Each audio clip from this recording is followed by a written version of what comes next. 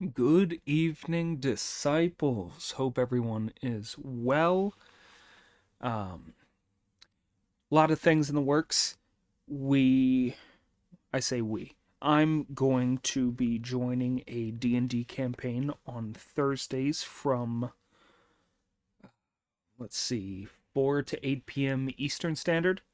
So got that in the works. I also recently found out that there are sequels to Journey to the West, including all of the directions, meaning north, south, east, and that's it. um, but they're not like official. Obviously, they're all from different authors and whatnot. So I may consider reading those as well. I'm not sure if I'll read anything after this. It's kind of just gonna depend on how I feel in the moment, I guess. Um, but yeah, that's where we're at.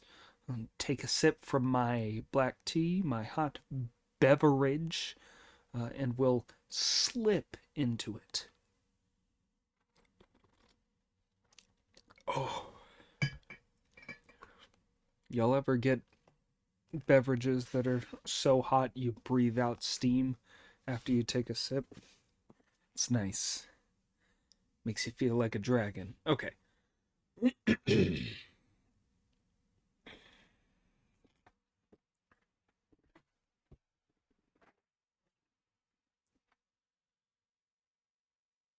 Chapter 49. Sanzang's great misfortune is to fall into the river. Guanyin's fish basket saves the Tang priest. The story tells how the great sage monkey took his leave of the old Chen brothers, went with Pig and Friar Sand to the bank of the river, and told the two of them to decide which of them would go into the water first. "Brother," said Pig, "you should go first. Neither of us two has very special powers." "To be frank with you, brother," replied Monkey, "I wouldn't need any help from either of you in dealing with mountain spirits, but I can't cope in the water. If I go into rivers or seas, I have to make hand spells to keep the water away, or else change into something like a fish or a crab. But if I'm making a hand spell, I can't get a good swing with my cudgel, use my powers, or kill evil spirits. I asked you two to go in because I've long known that you're both good swimmers." "Brother," said Friar Sand, "I'll go, but I don't know what we'll find at the bottom of the river. I think we should all go. You should turn yourself into something or let me carry you through the water to find the monster's den. You go first and discover what's been happening. If the master hasn't been hurt and is still there, we can do our best to attack the monster. But if the monster has used magic on the master and he's been drowned or eaten, there will be no point in searching too hard. We'd better find something else to do instead." "You're right, brother," said Monkey. "Which of you will carry me?" Pig was secretly delighted at this question. "Goodness only knows how many times that ape has put one over on me," he thought. "As he can't swim, I'll carry him and put one over on him this time." "Brother," he said, chuckling, "I'll carry you." Realizing that Pig was up to something, Monkey decided to beat him at his own game and replied, "Very well, you're stronger than Friar Sand." Pig then took Monkey on his back. Friar Sand parted away through the waters of the River of Heaven for the brother disciples. When they had covered 30 or 40 miles on the riverbed, the idiot made a grab for Monkey, who pulled out one of his hairs and turned it into a double of himself that he put on Pig's back, while changing his real self into a pig louse that clung firmly to the idiot's ear. Pig suddenly stumbled as he walked along, threw Monkey forward, and made him fall. Now, as the double was only a hair transformed, it floated up and disappeared. "Brother," said Friar Sand to Pig, "what are you doing? Why have you fallen over in the mud instead of walking along properly? And even if you have to do that, where have you dropped Monkey?" "He couldn't stop himself falling," Pig replied, "and he's vanished. Never mind whether he's alive or dead. We two will go and find the master." "No," said Friar Sand. "We need him. He's no swimmer, but he's cleverer than us. If he's not coming, I won't go with you." Monkey could restrain himself no longer. "Pig!" he shouted at the top of his voice from inside the ear. "I'm here!" When Friar Sand heard this, he said with a laugh, "That's done it. You're the one that's had it, you idiot. You had a nerve trying to put one over on him. What are we going to do now? We can hear him, but he's disappeared." Pig knelt in the mud and started to kowtow desperately, saying, "I did wrong, brother, I did wrong. When we've rescued the master, I'll apologize to you properly on shore. Where did you talk to us from? You scared me to death. Please, please, turn back into yourself. I'll carry you, and I promise not to knock you about any more." "You've been carrying me all this time," said Monkey. "I won't play any tricks on you. Now get going, and fast." The idiot staggered to his feet, still mumbling apologies, and pressed on with Friar Sand. After another 30 or 40 miles, they looked up to see a tall building on which was written in large letters, "Residence of the River Turtle." "This must be where the monster lives," said Friar Sand. "We two can't go up to the doors and challenge him to battle without finding out how things stand." "Wu Jing," said Brother Monkey to Friar Sand, "is there any water inside and outside the door?" "No," said Friar Sand. "In that case, you two hide near here while I take a look around," said Monkey. The splendid great sage climbed out of Pig's ear, shook himself, turned into a female shrimp with long legs, and reached the doors with 2 or 3 jumps. When he took a good look around, he saw the monster sitting up above the door with all his watery tribe drawn up around him, and the female mandarin fish sitting at his side. They were all discussing how to eat the Tang priest. Monkey looked carefully around, but could see the master nowhere. Then he noticed another female shrimp coming over and standing in the portico to the west. Monkey leapt forward and called, "Sister-in-law, where is this Tang priest that His Majesty and everyone else are talking about eating?" "His Majesty caught him yesterday when he made all that snow and ice," the female shrimp replied. "He's now in a stone chest behind the palace. If his disciples don't come here to make trouble, we'll have music and feast on him tomorrow." When Monkey heard this, he kept up his act for a little longer, then went straight round to the back of the palace, where he found a stone chest, just like a stone pig trough in a sty or a stone coffin. He measured it, found that it was 6 feet long, laid on it, and listened. he could hear Sanzong sobbing inside. Monkey said nothing, but put his ear against the lid, listened more carefully, and could make out Sanzong gnashing his teeth and saying, amid moans, "If only my fate had not always been so bad. Disasters in rivers all my life have I had. Soon after I was born, I was floated on the water. And now that I have drowned, never will I see Lord Buddha. Not so long ago, the Black River made me weep, and now the breaking ice has consigned me to the deep. I wonder if at any time my followers will come to let me fetch the scriptures and complete my journey home." Monkey could not restrain himself from calling to him, "Master, don't be so upset about troubles by water. As the classic of water disaster has it, Earth is the mother of the 5 elements, and water is their origin. Without Earth there can be no life, and without water there can be no growth.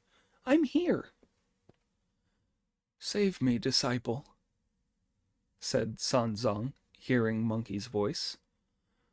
"Don't worry," said Monkey. "I promise we'll save you when we've captured the monster." "Act fast," said Sanzong. "If I'm here for another day, I'll die of suffocation." "No problem," said Monkey. "No problem. I'm off." He turned, sprang out through the main doors, turned back into himself, and called for Pig. "What's happening?" asked the idiot and Friar Sand as they came up to him. "The monster caught the master with that trick," Monkey replied.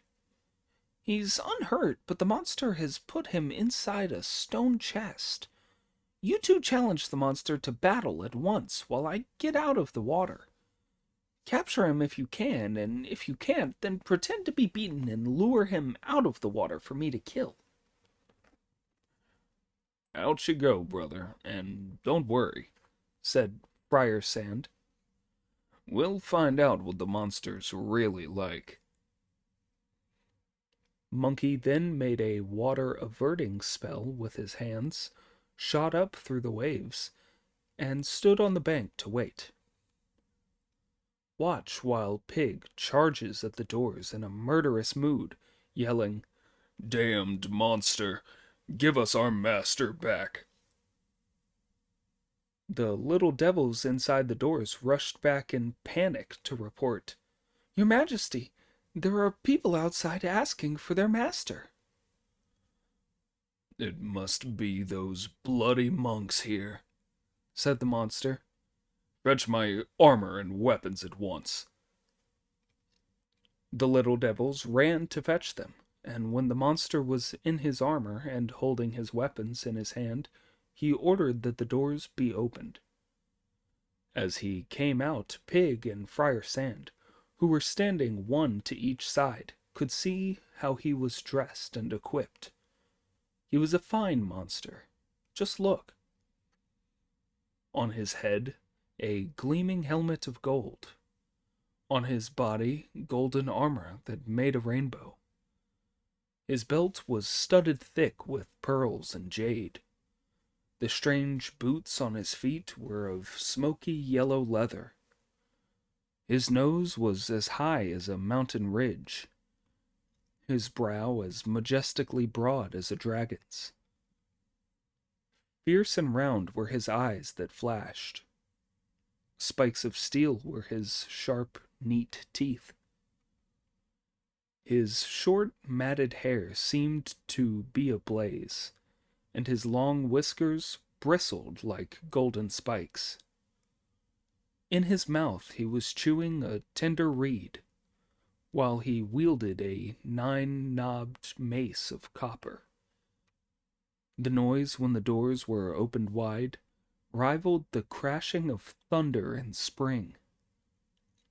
Few such could be seen in the world of mortals, The great king truly deserves his title.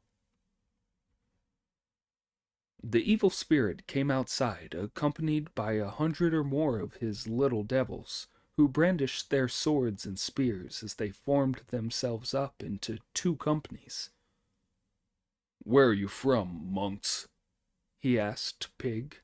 "And why are you making this horrible noise here?" "You got away before, but I'll get you now, damned monster," Pig shouted back. "Stop pretending you don't know who I am. We've had words already. I'm a disciple of the holy priest from the great Tang who's going to worship the Buddha and collect the scriptures in the western heaven. You and your little tricks, calling yourself the great king of miraculous response and eating boys and girls in Chin village. Can't you recognize me? I was the Chin family's little girl, Pan of Gold." "Monk," said the monster, "you're a disgrace. You deserve to be punished for fraudulent impersonation if you turned yourself into that little girl. You wounded the back of my hand, although I never ate you. I let you off that time, so why have you come to my front door looking for me?" "What do you mean, let me off?" said Pig. "You made that cold wind and the snow, froze the river, and are going to kill the master. As soon as you give him back, there will be no more trouble. But if you so much as start to say no, you'll get it from this rake of mine, and it'll show you no mercy." The evil spirit's response to this was a mocking laugh. "That's fancy talk, monk," he said, "but it's a load of nonsense, except that I did make the cold, the snow, and the ice, and I have captured your master. You may think you can get him back by coming here and shouting, but this time things are different. Last time I was unarmed as I was going to a banquet, which was why you took me by surprise and wounded me. This time I'll fight 3 rounds with you, if you don't make yourself scarce. If you're a match for me, I'll give you back your master, but if you're not, you'll be eaten too." "What a good little boy," said Pig. "Just what I expected to hear from you. Watch out for my rake." "So you only became a monk in middle life," said the monster. "You really do have some miraculous responsiveness, my boy," Pig replied. "How did you know that?" "If you fight with a rake, that must mean you used to be a hired hand in a vegetable garden and stole it," said the monster. "My boy," said Pig, "this isn't a farming rake. Just look at it. Its mighty prongs are like dragon claws, set with gold in the form of serpents. In battle with a foe, it makes cold winds, till it gives off flames in a longer fight. It kills off demons for the holy priest, subduing evil spirits on the journey west. When it stirs up clouds, it bolts out sun and moon, making the colors of sunset brightly shine. It could knock down Mount Tai to the terror of tigers, turn the oceans upside down, alarming all the dragons. I could spare you for the sake of your mighty powers, but if I struck you with the rake, it would make 9 holes." Refusing to believe this, the monster raised his copper mace and struck at Pig's head. Pig parried the blow with his rake and said, "Damn you, you're just an evil creature turned spirit in middle life." "How can you tell that?" the monster asked. "As you fight with a mace, I think you must have worked as a furnaceman for a silversmith, got your hands on that hammer, and stolen it." Pig replied. It's no silversmith's hammer, The monster said. Look at it. Its 9 knobs are all like the buds of flowers, growing on a sprig of an evergreen plant. This never was a product of the earthly world, for it came from the gardens of immortal beings. Its green and purple fruit matured by the jade pool. Its pure fragrance was formed beside the nephrite pond. Because I worked and tempered it with diligence and skill, it is now as hard as steel and miraculously sharp. Spears, swords, and halberds are not its worthy rivals. Battle-axe and partisan do not dare approach.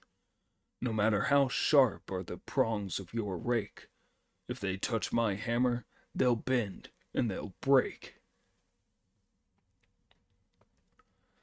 This conversation between the two of them was too much for Friar Sand, who came forward and said, Monster, stop all that empty talk. As the saying goes, actions speak louder than words. Wait there and see how you like my staff. The monster parried it with his mace and replied, You're another one who became a monk in middle life. How can you tell? Friar Sand asked. From the look of you, you must have been a miller before. The monster replied. What makes you think that? Friar Sand asked. Why would you fight with a noodle-making pole if you weren't a miller? The monster asked. You evil thing, said Friar Sand.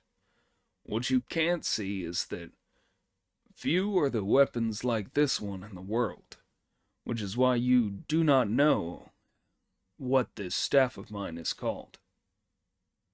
It grew in a shadeless part of the moon, was shaped from the trunk of a sala tree.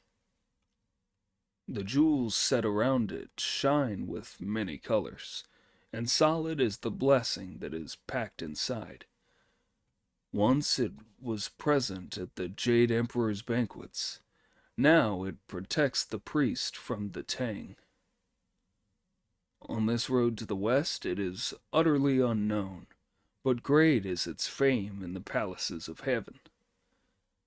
It is known as the precious demon-quelling staff, and with a single blow it could pulverize your brow.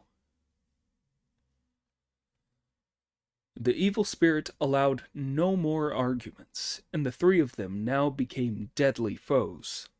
They fought a fine battle under the water. Mace, staff, and rake. Wu Neng and Wu Jing against the monster. One was Marshal Tian Peng, come down to earth. One, a great general down from heaven. Both showed their prowess in attacking the water monster, who put up a good fight against the heavenly monks. They had the good fortune to complete the Great Way, overcoming each other in an endless sequence. Earth defeated water. When water was dried out, the riverbed showed. Water gave birth to wood, which blossomed when it was growing well. Dhyana and meditation were all the same. Refining cinnabar and alchemy submitted to the three schools. Earth was the mother, yielding sprouts of metal, and metal yielded the liquid that gave birth to the babe. Water was the root that nurtured wood's flourishing, which rivaled in its glory the glow of sunset. Because the elements were crowded together, they all turned hostile and started to fight. See how bright are the 9 knobs on the mace, while the staff is decorated with many-colored silks. The rake crushed positive and negative, divided the 9 bright shiners, and swung in a tangle without any order. They were ready to die to save the Tang priest, ready to give their lives for Sakyamuni Buddha. They kept the mace of copper busy without respite, parrying the blows of the staff and the rake. When the three of them had been fighting under the water for 4 full hours without either side emerging as victor, Pig realized that they were not going to beat the monster and gave Friar Sand a nod. Pretending that they were beaten, the two of them turned and fled, trailing their weapons behind them. "Hold your ground here, little ones," said the monster to his underlings, "while I go after those wretches. When I catch those damned monks, I'll bring them back for you all to eat." Watch him as he emerges above the water in pursuit of the two of them, like the wind driving fallen leaves or a rainstorm beating down withered blossoms. Monkey, meanwhile, had been standing on the bank watching the water with unwavering eyes. Suddenly he saw the waves thrown into turmoil as, with a great roar, Pig leapt ashore. "He's coming," he said. "He's coming." Next, Friar Sand reached the bank, saying, "He's coming, he's coming." Then came the monster after them, shouting, "Where have you gone?" No sooner had his head come into view than Monkey struck with his cudgel, shouting, "Take that!" The evil spirit swerved to avoid it, then parried with his copper mace. While the one stirred up the waves in the river, the other showed his prowess on the shore. Before 3 rounds of the fight had been fought, the monster, unable to keep up his resistance, did a feint and plunged back into the water, whereupon the wind fell and the waves subsided. "Thank you, brothers," said Monkey, going back up to the high bank. "Brother," said Friar Sand, "you may not think that monster's up to much on the shore, but he's a real terror under water. Pig and I, attacking together, were only as good as him alone. How are we going to deal with him and rescue the master?" "We've no time to lose," said Monkey. "He may kill the master." "I'll trick him into coming out," said Pig. "You wait up in the air and say nothing at all. When you reckon his head is above the water, hit him a good hard one on the forehead from upside down. Even if that doesn't kill him, his head will ache and he'll feel faint. When I catch him one with my rake, that'll settle his score." "Good idea," said Monkey. "Good idea. That's what they call a coordinated attack, and it will do the trick." The two of them went back into the water. The evil monster fled to his palace in defeat, where the other demons greeted him, and the mandarin fish asked, "Where did your majesty chase those 2 monks to?" "They have an accomplice," the monster replied. "When they jumped ashore, he swung an iron cudgel at me. I dodged it and fought back. Goodness only knows how heavy that cudgel is. I couldn't keep it off me with my mace. He sent me back here beaten in less than 3 rounds. "Can you remember what their accomplice looks like, your majesty?" the mandarin fish asked. "He's a monk with a hairy face that looks like a thunder god's," the monster replied. "Pointed ears, a broken nose, and fiery eyes with golden pupils." At this, the mandarin fish shuddered. "Thank goodness your majesty could see how good a fighter he was and ran away," she said. You would never have survived another 3 rounds. I know who that monk is. Who is he, then? The monster asked. When I was in the Eastern Ocean many years ago, I once heard the old Dragon King talk of his fame. He's the handsome monkey king, the great sage equaling heaven, who made himself into a golden immortal of the supreme monad, and made havoc in heaven 500 years ago. Now he has submitted to the Buddha's teachings, changed his name to Sun Wukong the Novice, and is protecting the Tang priest on his journey to the Western Heaven to fetch the scriptures. He has enormous divine powers and can do all sorts of transformations. Your Majesty, you must not provoke him or have any more fights with him. Before these remarks were out of her mouth, the little devils from the door came back to report. Your Majesty, those 2 monks are back here, challenging you to battle again. Good sister, said the monster, you are very wise. I won't go out, but I'll see what happens. He sent this urgent order. Little ones, shut the doors firmly. As they say, you can't stand outside and roar, but we won't unlock the door. They can hang around for a couple of days, and when they can't take any more and go away, we'll feast on the Tang priest at our ease. The little demons piled up rocks and made a clay cement to seal the doors firmly shut.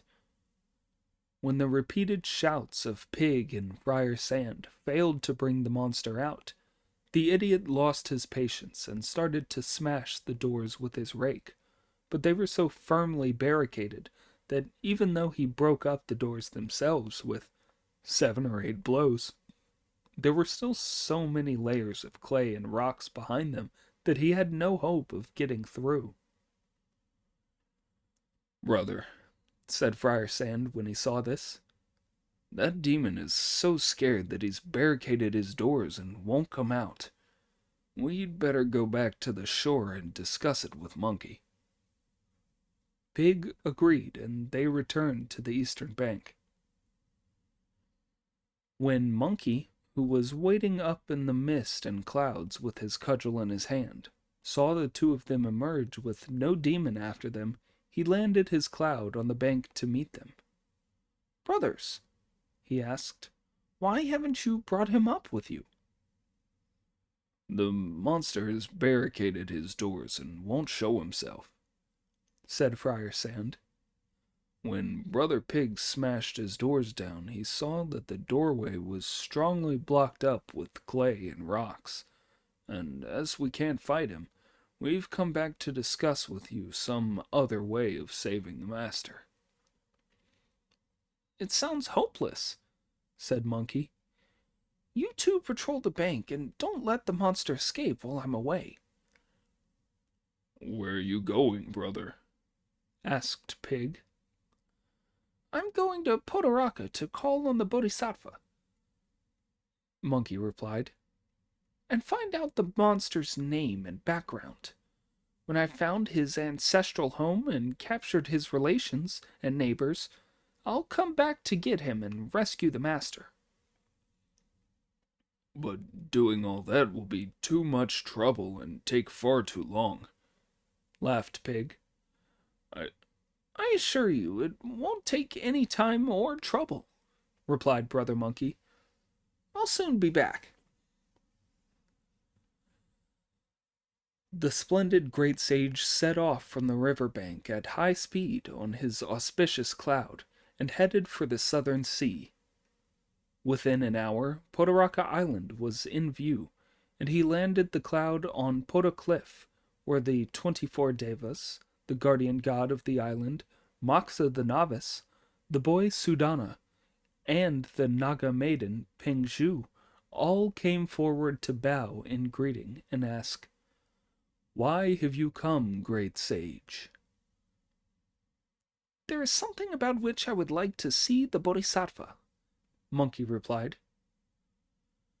The Bodhisattva left her cave this morning to go to her bamboo grove, the Devas replied. She allowed nobody to accompany her, but as she knew that you would be coming today, she told us to wait here to greet you. Since you will not be able to see her at once, would you please sit under the turquoise cliff until the Bodhisattva comes out and decides what to do? Brother Monkey did as they suggested, but before he had sat down, the page Sudana came up to him and said with a bow, Great Sage Son, thanks to your earlier kindness, the Bodhisattva deigned to keep me. I never leave her side, and am always at the foot of her lotus throne. She's been very good to me. Monkey, who knew that he had previously been the Red Boy, laughed as he said, You were so confused by evil then that you only realize I'm a good person now you've been converted. When he had been waiting for a long time, but the Bodhisattva had still not appeared, Monkey said anxiously, Will you please report that I'm here? Time's being lost, and I'm worried that my master may be killed. We would not dare, the Devas replied. The Bodhisattva told us to wait till she came herself. Monkey, who was much too impatient to wait a moment longer, rushed inside. The handsome Monkey King was impatient and very snide. The Devas could not hold him back when he wanted to go inside. He strode deep into the grove, eyes wide as he peered around. He saw the Savior sitting on bamboo leaves on the ground. She was not washed or combed, and her face was free of care. There were no tassels to hold in place the silken strands of her hair. She did not wear her plain blue robe, but only a clinging vest, a skirt of brocade round her waist, and both arms left undressed. There was no shawl for her shoulders. On her foot she wore no shoe. With her jade hand held a knife of steel, with which she peeled bamboo. When Monkey saw her, he could not restrain himself from shouting, Bodhisattva, your disciple Sun Wukong offers his pious respects. Wait outside, said the Bodhisattva. Bodhisattva, Monkey replied, my master is in trouble, and I have come to inquire respectfully about the background of the evil monster in the river of heaven. Get out, said the Bodhisattva, and wait till I come out.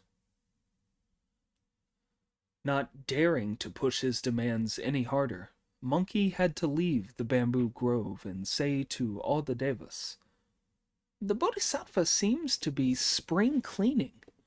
Why is she cutting strips of bamboo in the grove and not properly dressed, instead of sitting on her lotus throne? We don't know, said the Devas.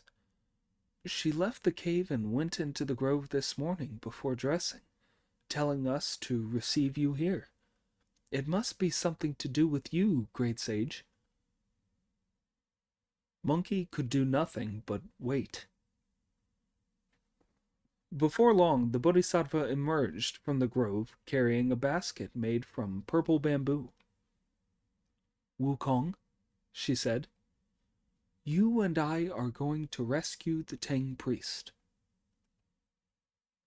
Monkey fell to his knees and replied, Your disciple has the temerity to suggest that you should dress and take your seat on the lotus throne.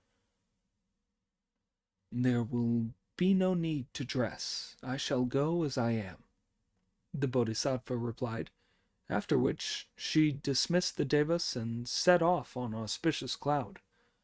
Monkey could only follow. In a moment they were on the banks of the river of heaven. When Pig and Friar Sand saw them, they said to each other, "That brother of ours is too impatient. Goodness only knows what sort of row he must have made in the southern sea to make the Bodhisattva come rushing here before she was even properly dressed." Before these words were out of their mouths, Guan Yin reached the bank, and the two of them bowed low to her, saying, "Bodhisattva, we shouldn't have done it. We were wrong. Forgive us." The Bodhisattva undid the silken sash around her waistcoat, tied one end to the basket, and rose on a colored cloud. Holding the other end of the sash, she threw the basket into the river, then pulled it up through the current, reciting, "Die if you go, live if you stay. Die if you go, live if you stay."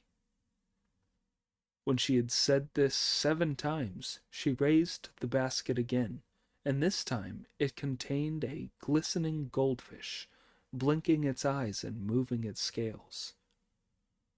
"Wukong," said the Bodhisattva, "go down into the water and rescue your master." "How can I?" Monkey said. "The monster hasn't been caught yet." "Isn't that him in the basket?" the Bodhisattva asked. Pig and Friar Sand then bowed low and asked, "How could that fish have had such great powers?" "It originally was a goldfish that I raised in my lotus pool," the Bodhisattva replied. "Every day it would swim up to listen to sutras, and it trained itself to have magic powers. The 9-knobbed copper mace was an unopened lotus bud that it tempered and made into a weapon. One day, I do not know when, a high tide reached the pool and carried it here. When I was leaning on the balustrade, looking at the lotuses this morning, I noticed that the wretch had not come to pay his respects, so I examined my fingers and the palms of my hands, and worked out that it must have become a spirit and be planning to kill your master. That was why I did not wait to dress before using my divine powers to weave a bamboo basket in which to catch him." "In that case," said Monkey, "could you stay here a moment longer? We would like to let the faithful in Chin village gaze upon your golden countenance, Bodhisattva. This would be a great kindness, and it would also teach common folk to believe and make offerings by showing them how that demon was subdued." "Very well," said the Bodhisattva. "Call them here."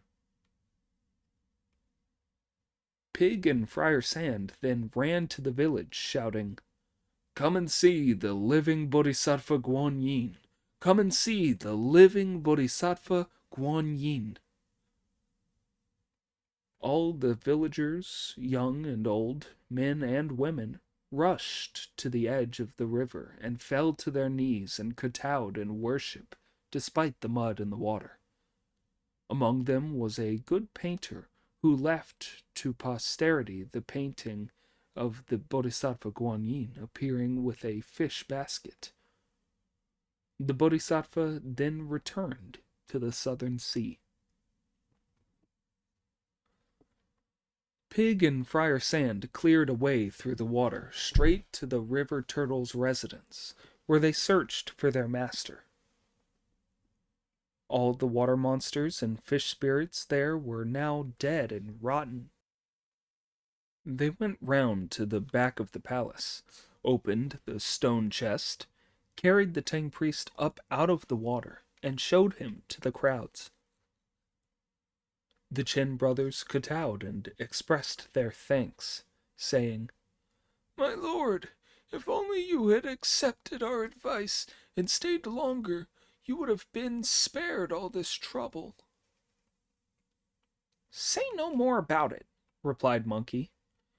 From next year onwards, you people here won't need to make any more sacrifices. The great king has been removed and will never do you any harm again.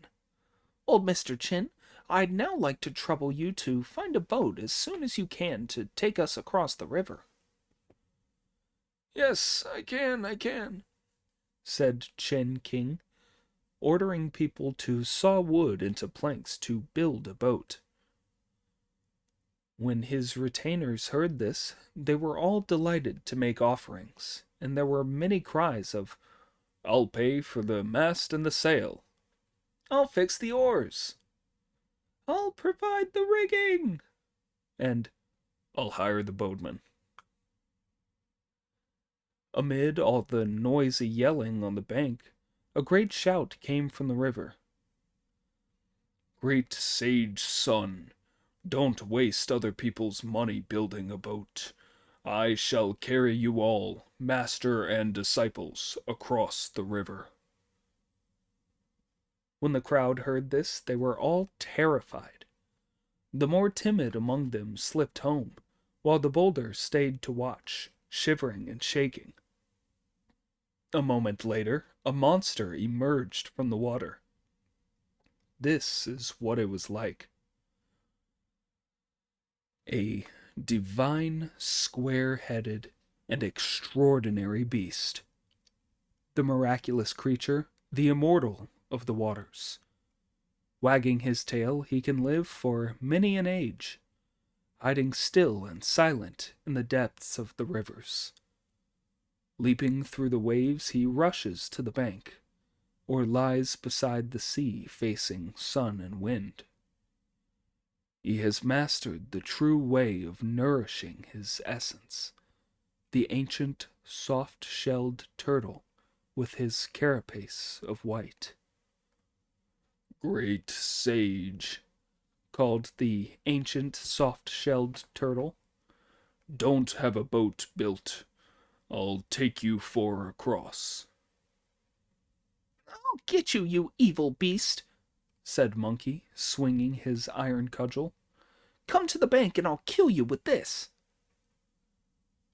I am grateful to you, great sage, and have offered in good faith to carry your master and your disciples across the river. So why do you want to kill me? The monster asked. What good turn have I ever done you? Brother Monkey asked.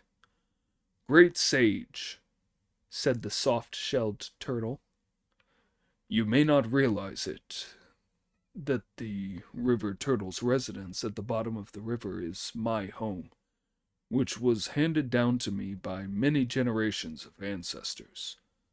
Because I acquired awareness of the fundamental and developed a divine spirit by cultivating my conduct, I had my ancestral home rebuilt as the river turtle's residence.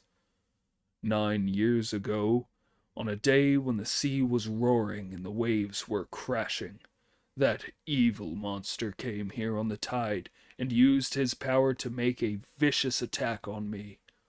He killed many of my children and captured many of my clan. As I was no match for him, I had to let him take my home for nothing. Now that you have come to rescue the Tang priest, great sage, and have asked the Bodhisattva Guan Yin to sweep away evil and capture the monster, my house has been returned to me, and my family reunited. We can now live in our old home instead of having to make mud shelters. That is why my gratitude to you is as great as a mountain and as deep as the sea. And it is not only my family that is grateful. The whole village will now be spared from the annual sacrifice, and the sons and daughters of many a family will be spared. You have indeed brought double benefits with a single action, and that kindness is one that I have to repay. Monkey's heart was warmed to hear this, so he put his cudgel away and asked, Is all that really true? How could I possibly lie to the great sage who has done me so very great a kindness? The ancient, soft-shelled turtle asked. If it's the truth, you must swear an oath to heaven, Monkey said, whereupon the ancient soft-shelled turtle opened his red mouth and swore to heaven. If I do not faithfully carry the Tang priest across the river of heaven, may my whole body be turned to blood. Come ashore, said Monkey with a smile. Only then did the ancient soft-shelled turtle approach the shore, give a jump, and climb up the bank. When they all went close, they saw that he had a huge white shell about 40 feet around. Master, said Monkey, let's climb on his back and cross over. But, disciple, said Sansang, we could not get across that ice even though it was frozen so thick. I'm afraid that we would be even less safe on a turtle's back. Do not be afraid, master, said the ancient soft-shelled turtle. I'm much safer than those thick layers of ice.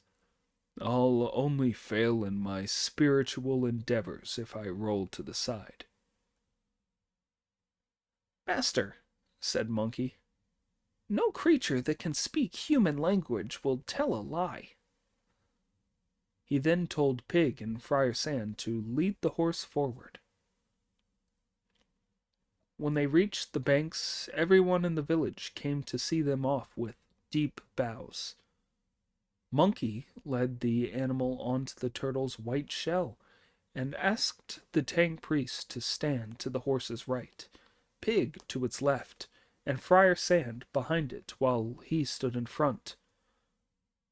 Just in case the soft-shelled turtle tried to misbehave, Monkey undid his belt of tiger sinew, threaded it through the turtle's nose, and held it like a halter. Then, with one foot on the turtle's shell and one on its head, and with his iron cudgel in one hand and the halter in the other, he shouted, "Take it easy, ancient soft-shelled turtle. One roll from you and I'll hit you on the head." I'd never dare, the turtle said, and he started to walk across the river on his 4 feet, as if going across dry land. All the people on the bank burnt incense, kowtowed, and recited, Namo Amitabha Buddha. This had indeed been a case of a true arhat coming down to the mortal world in the appearance of a living Bodhisattva. Everyone bowed, watched them until they could be seen no more, and then went home. In less than a day, the master rode the white, soft-shelled turtle across the 250 miles of the River of Heaven and landed on the other side with hands and feet still dry.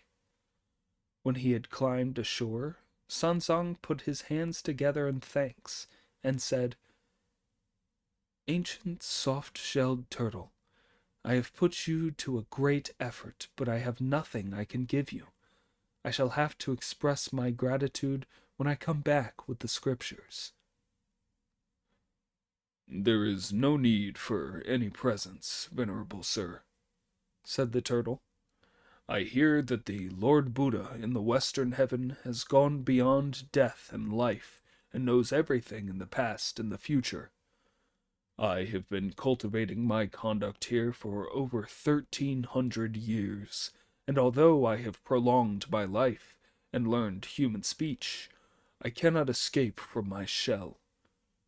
I beg you, venerable sir, to ask the Lord Buddha on my behalf when I will be rid of this shell and able to take human form.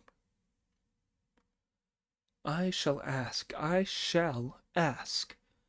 Sanzang promised, at which the ancient soft-shelled turtle plunged back into the water, and Monkey helped Sanzong to mount the horse, with Pig shouldering the luggage and Friar Sand walking alongside. Master and disciples took the main trail west. Indeed, the emperor sent the priest on his journey to visit the Buddha. Great were the hardships, and long was the road over river and hill. Firm was his will, and sincere was his heart. For him death held no terror. The river of heaven he crossed, standing high on the old turtle's shell. If you don't know how much further they had to go, or what other terrible trials faced them, listen to the explanation in the next installment.